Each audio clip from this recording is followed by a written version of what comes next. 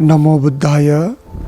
धम्ममित्रों, निर्वाण धर्म का सर्वोच्च फल है और निर्वाण को बुद्धत्व प्राप्ति भी कहते हैं। संबोधि की प्राप्ति के बाद भगवान बुद्ध ने भिक्षु भिक्षुनी उपासक उपासिकाओं के सोच समझ क्षमता अवस्था मानसिकता को ध्यान में रखकर गाथा सूत्र उदाहरण कथा और ध्यान के माध्यम से निर्वाण का मार्ग बताया और बहुत सारे उपासक उपासिकाओं को निर्वाण का साक्षात्कार भी करवाया।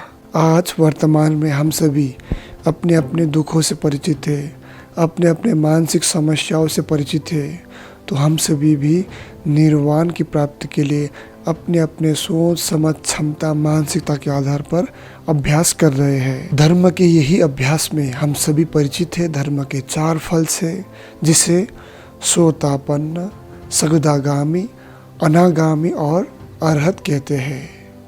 तो मित्रों, आज हम लोग धर्म के प्रथम फल श्रोतापन्न के बारे में जानते हैं।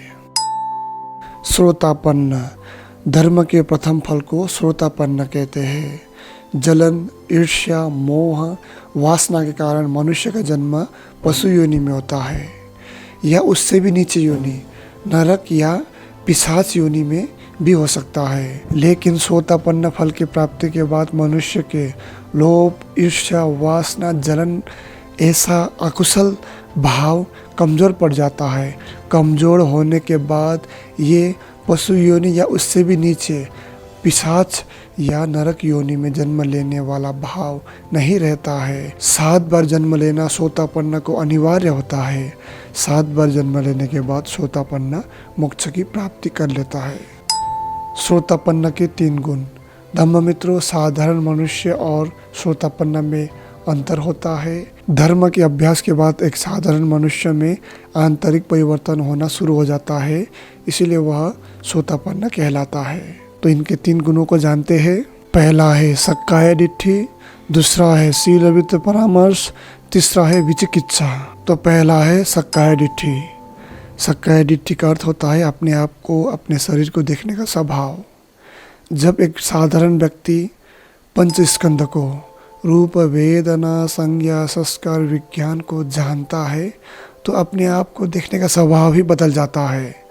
पहले एक साधारण व्यक्ति ये मेरा शरीर है, ये मेरा पैर है, ये मेरा हाथ है, ये मेरा सर है आदि तमाम लोभ मोह भरी वासना से देखते हुए इच्छा से दिखते थे। लेकिन श्रोतापन्न फल की प्राप्ति के बाद इस स्कंद को जान लेता है, पंच स्कंद को, तो स्वभाव बदल जाता है। इस शरीर के प्रति आसक्ति, इसके प्रति विचार ही नहीं रहता है। बस एक यंत्र है, चल रहा है, ऐसा भाव उनमें जग जाता है। मैं मेरा, ये शरीर मेरा, ये सेल्फ, अपने आप को श्रेष्ठ, अपने आप को बहुत ही महान, ऐसा भाव एक विचार जो रहता है वो खत्म हो जाता है। दूसरा है शील व्रत परामर्श। इसका अर्थ होता है संस्कारों और अनुष्ठानों से छुटकारा। धम्ममित्रों, श्रोतापन्न व्यक्ति को आर्य अष्टांगिक मार्ग में विश्वास या उसके साक्षात्कार कर लेता है। वो समझता है कि आर्य अष्टांगिक के मार्ग के अभ्यास से ही ये सारे बंधनों से छुटकारा मिल सकता है, निर्वाण की प्राप्ति कर सकता है। ये समझने के बाद उनमें पशु बलि या किसी देवता की कृपा या अनुष्ठान कर्मकांड करने से पूजा पाठ करने से मेरा उद्धार नहीं होगा। मेरा उद्धार सिर्फ आर्य अष्टांगिक मार्ग से हो सकता है। तीसरा है विचिकित्सा। विचिकित्सा यानी संशय। धम्ममित्रों, हम सभी बहुत दिनों से ध्यान का अभ्यास कर रहे हैं, धर्म का अभ्यास कर रहे हैं, किताबों को पढ़ रहे हैं, एक के बाद एक को जान रहे हैं। 10 दिन 20 दिन 1 महीना 1 साल 2 साल अभ्यास करते करते हमेशा मन में डाउट बना रहता है, अरे ये बात सत्य है कि नहीं है, इसका क्या लाभ मिलेगा, क्या मिलेगा या मिलेगा ही नहीं, ऐसा हमेशा विचार में रहता है।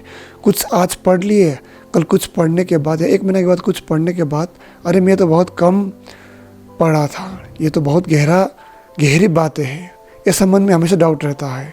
या किसी व्यक्ति ने कुछ कह दिया, अरे यार तुम्हारा धर्म तो ऐसा है, तुम्हारा धर्म ऐसा है, मेरा धर्म उससे बढ़िया है। ऐसा बहुत सारे प्रश्नों में उलझने के बाद मन में हमेशा शंका बना रहता है कि अरे ये बात तो असत्य ही होगा। तो श्रोतापन्न व्यक्ति को ऐसा भाव या विचार नहीं रहता है।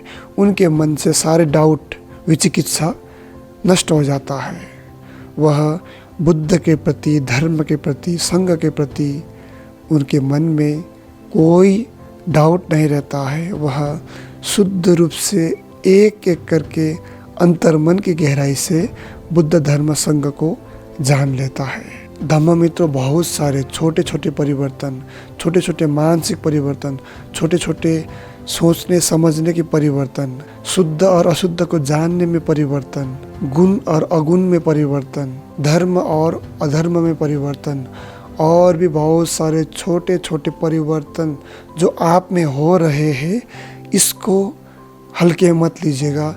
इसको भी एक शुद्ध धर्म में प्रवेश का बोध हो रहा है। शुद्ध धर्म को समझने का कुछ ज्ञान जग रहा है। ऐसे गुणों को अपने आप में कुछ धार्मिक परिवर्तन हो रहा है, ऐसे समझते हुए धर्म का सतत अभ्यास करते रहे, ध्यान का सतत अभ्यास करते रहे। जो भी समस्या होगा अवश्य कमेंट बॉक्स में लिखे। नमो बुद्धाय।